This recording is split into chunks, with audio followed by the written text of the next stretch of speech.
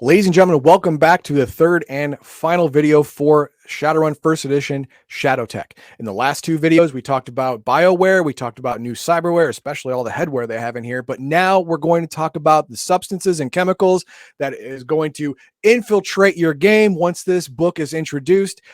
All of those stupid tracheal filters and nephretic screens to clean your blood, it's going to come in handy now. I'm going to show you in just a second. Role-playing games thrive in fantastic worlds and at inclusive tables that embrace these core values for the most positive gaming experience. Donate to the Wounded Warrior Project via the link in the description below to help, honor, and empower our wounded heroes. On Thursdays and Saturdays, watch Heathen Dog's Dirty Casuals play multiplayer video games over on Twitch. On Sundays and Fridays, join us for tabletop role-playing game content on both YouTube and Rumble. Finally, please take a quick moment to like this video and share it with both your friends and on social media. If you have not done so, please subscribe to Legion of Myth and activate that bell icon to receive notifications of new content. Okay, here we are, the black and white Shadowtech book, but we're not going to look at the cover anymore. We are going to look at eugenics and genetics. We're going to start with this. We haven't gotten to the compounds yet, but we're going to start with this. This is more of background flavor type thing, reasons for Shadowrunning. It gets a lot of cool stuff with leonization. I'm going to go into that. They examine the meta gene. Now, this thing does not give you the ability to make someone magic or make someone an elf, but it gives the game master some background if they want to do that. If they want to, hey, you can pay 10 million new yen and be a caster. It gives the GM the option of that. Should you do that? Absolutely not. But can you? Absolutely. Can do. Apply genetics, the magus factor. We're not doing that. That's gross. But this guy right here, this is something that can happen to you. Too much genetic engineering can mess you up a little bit. And we're going to get into that and then the gene tech right here. Gene therapy. Catch-all category that includes numerous specific procedures. Gene therapy is primarily performed to correct genetic defects and problems. It can also be applied to repair body-wide cellular damage resulting from disease or toxin reaction. Here's the thing. A lot of diseases in Shadowrun, and in this book in particular, do permanent statistic damage. Your bones have been leached away. Your muscle has necrotized and is dead. You're not getting that body back. You're not getting that strength back. But now you can. If you survive that horrible toxin that took away 2 of your strength points, you can go in for some gene therapy and regrow that back. For the low cost of this. It's not that bad. No, it's not bad at all, right? Reconstructive healing takes 4 months and is 100,000 new yen. It's 4 months you're out of the game, but it's only 100 grand. You get those body points back. That's a good deal. That is a good deal. And we have immunization. This one's really cool. If you think you're going to go up against some kind of bacterial, or I think it's just bacterial.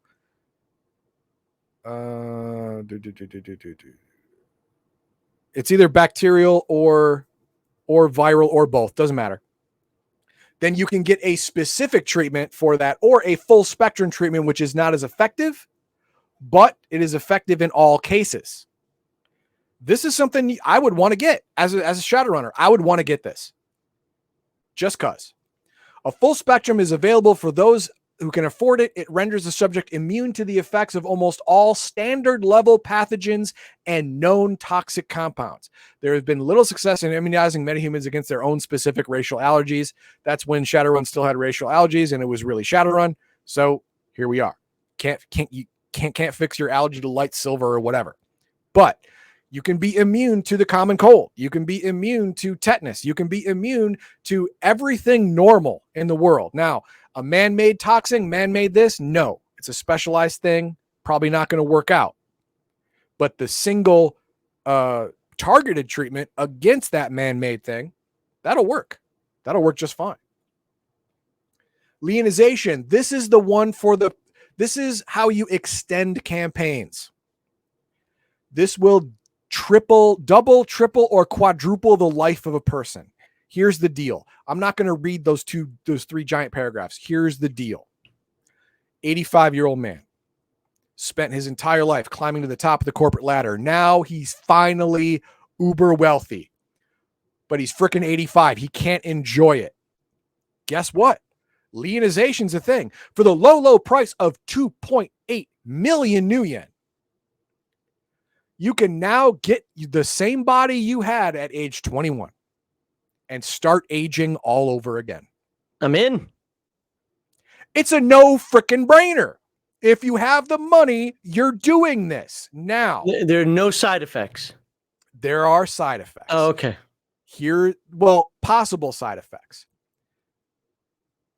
The refreshing accomplished through this process is a macroscopic physical change. No gross genome changes occur, nor is either body index or essence affected. That's good. But it does not grant actual immortality. It is possible to successfully carry out this process only a limited number of times before the overwriting process triggers spontaneous and uncontrollable changes in the genetic code. That's when you turn into that guy I was looking at earlier. Yeah, this guy right here. You turn into this dude. And then you die. Within 6 hours. You mutate into this in horrible agony, and then you die. Now, how many times is that? It's, comparatively a lot, but we'll look at it. The exact number of times depends on the individual. Use the average of the character's body and willpower ratings, rounding up to calculate the number of times the therapy may be safely attempted. So the normal 3 and 3, that's 3 times. That means you can live between 1 and 85 and then 21 and 85, or whenever you want to do it again, 3 times. You can be at over 300 years old and be fine, as long as you have the money. This is probably not for the player characters, but it is a reason the player characters have for a run. Someone is paying them to do this so they can get leonization. Someone is paying you to stop this guy from leonizing. He's in the chamber right now. Go and kill him. I don't need him living this long.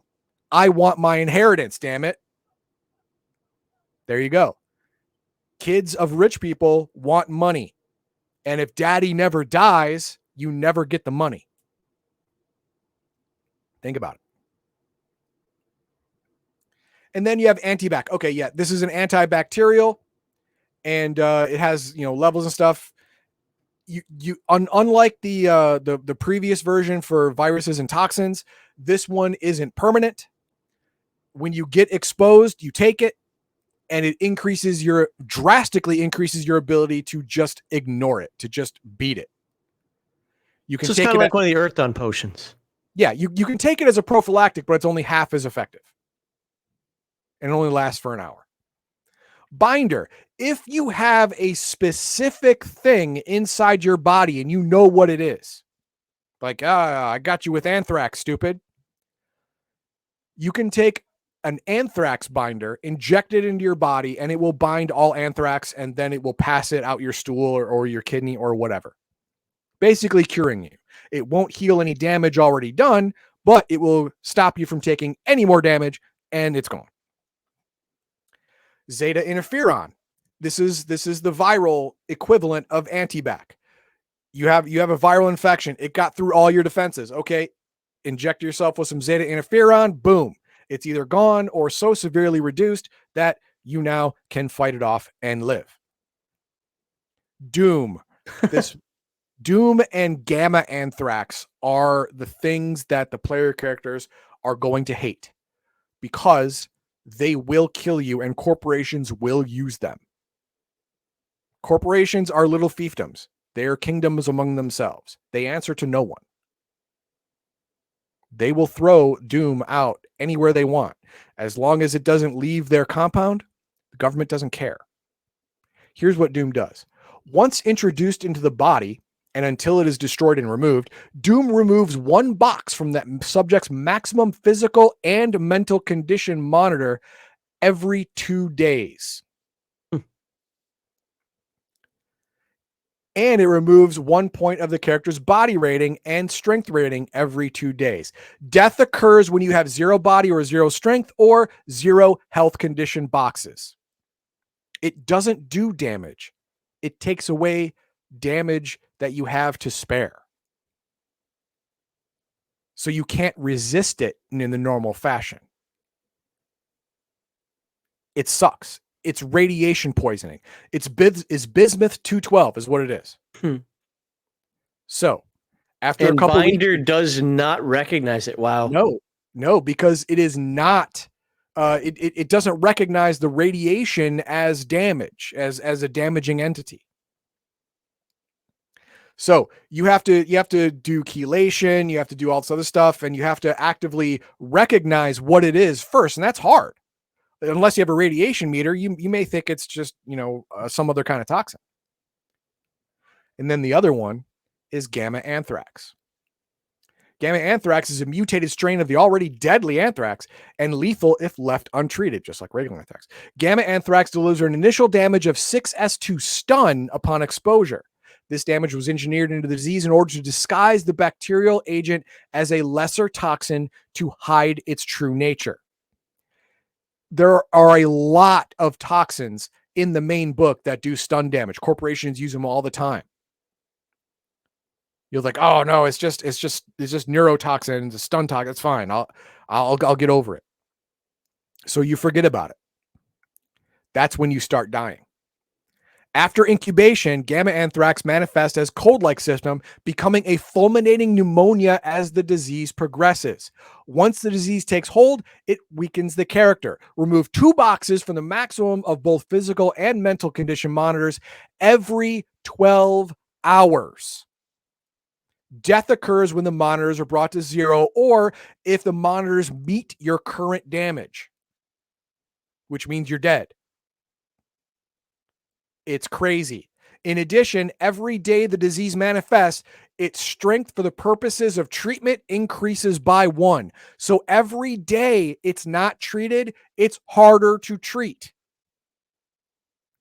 This is the runner killer right here. This will kill runners. How many players will cry because their game masters used it? 99 out of 10 would cry. So this is one of those things where I say, as players, you've got to investigate your run. You've got to get information. This is one of those places where I'd say that a good game master, as long as you're investigating appropriately, properly, should put this information out there. You shouldn't just give it to you, but if you're researching the company, there could be a rumor out there that this is being employed, or maybe the run that you're on is like, hey, I was gonna say Arasaka, but that's Cyberware. Renraku. We heard that Renraku was it Aztec? Is that the other big one? Aztechnology is Aztechnology. The big one.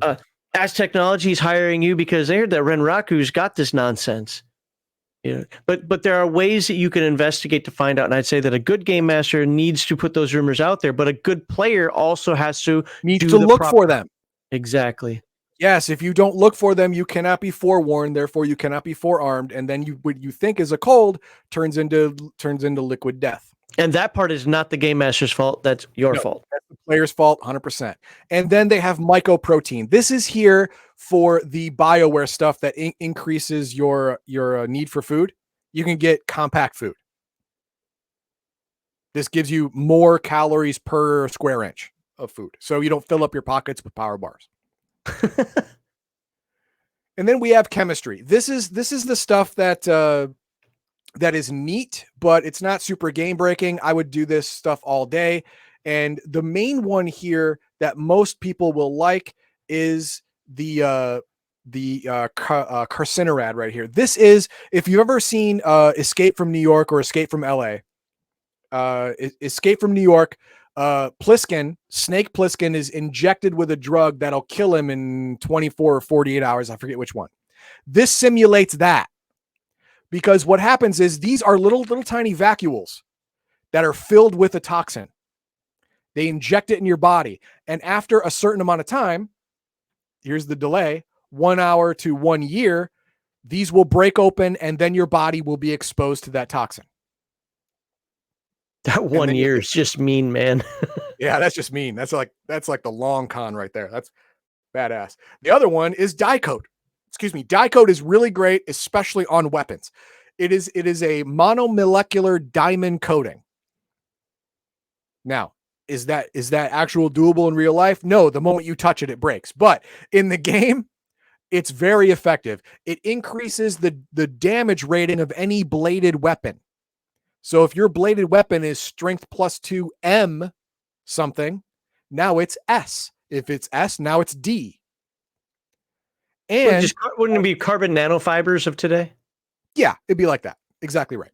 And you can take a normal sword or axe, die coat it, and now you can cut through an engine block. Oh my God, we got more Wolverine stuff. I am coating my forearm claws with die coat, and now I am fully, because of this book, Wolverined out.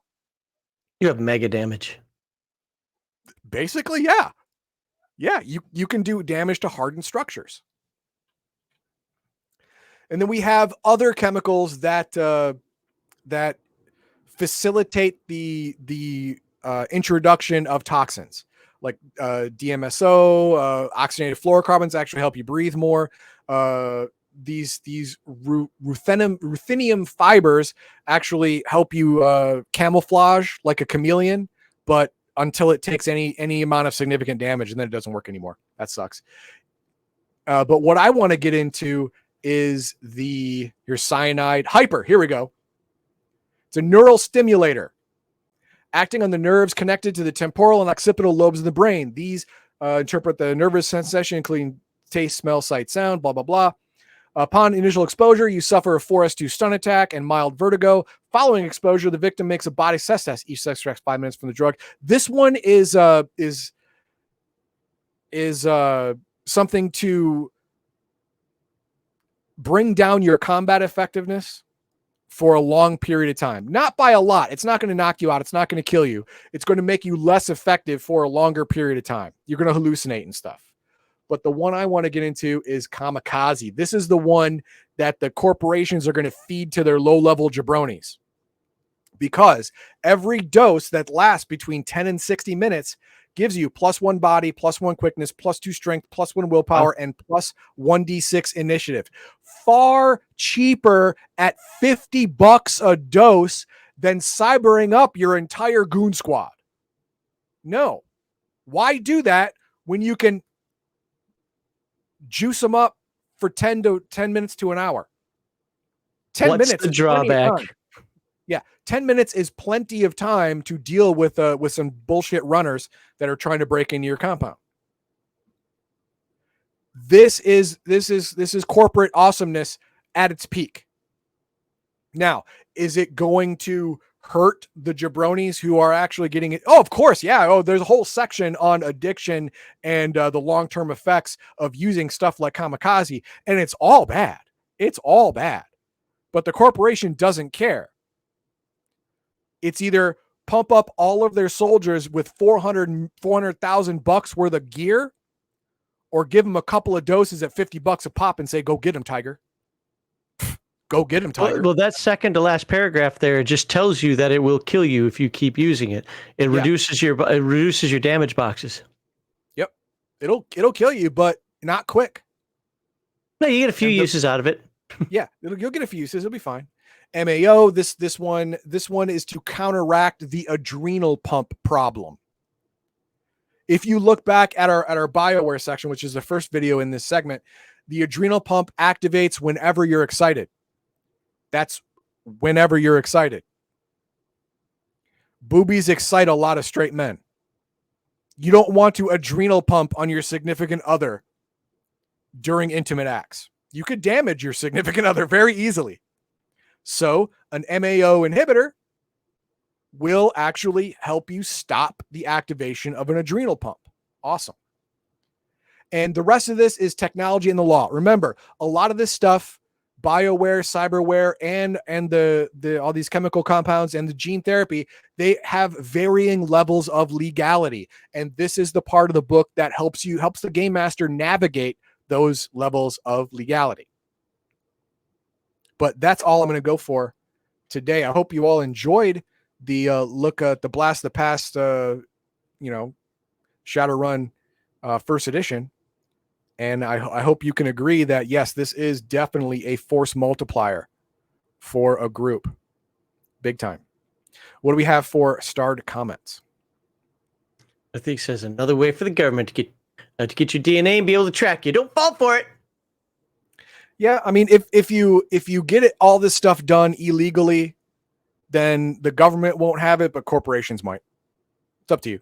Who do you want to have your data? That must have been some very good authors who came up with that stuff. Sounds like a great source book for Shadowrun. It is. I mean, it's very inventive. It's very well thought out. The science for the time was absolutely sound. So, yeah, I mean, they made this book to be based in the science, ideas, and theories of the time. And it is. And shouldn't dye coat get dissolved by organic solvents like blood and saliva? Well, no, they didn't go that far into it. I mean, it shouldn't work at all because it says it's a monomolecular coat, which means it has the durability of flash paper. But it does talk about durability and wasting away. After a certain number of attacks and a certain number of hits, you have to get it recoded. So it's not a one and done thing. Go ahead. No. Finish up. No, there are rules built into it that I just didn't read that show you when you need it to be reapplied. So they have that. So I saw this question as the same issue that we had with Garthon in games when it came to lasers. Yep. What type of laser was it?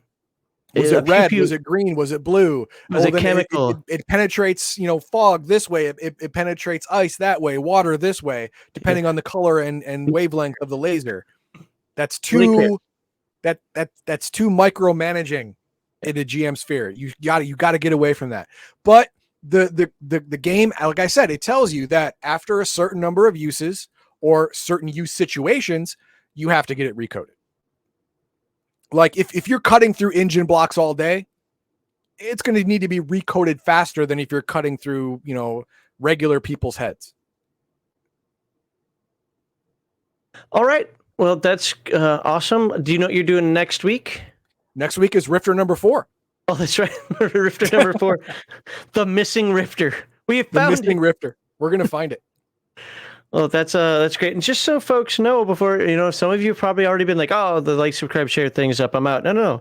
Heath Dog's going to actually do an entire, well, it looks like it, not guaranteeing anything yet, but going to do an entire read through of Shadowrun first edition, or is it second edition? One of the two editions next year from beginning to end. I'm going to go the main book and go all the way from beginning to end. I've already done videos on combat. I've done videos, I believe, on character generation, but I've never actually gone through a read through of the whole book. And I want to do that because Shadowrun first edition, not only is it $8 on DriveThruRPG, a AAA game for $8, it's damn good. And it's absolutely easily retrofittable to second edition Shadowrun. Basically plug and play. So yeah, I like it.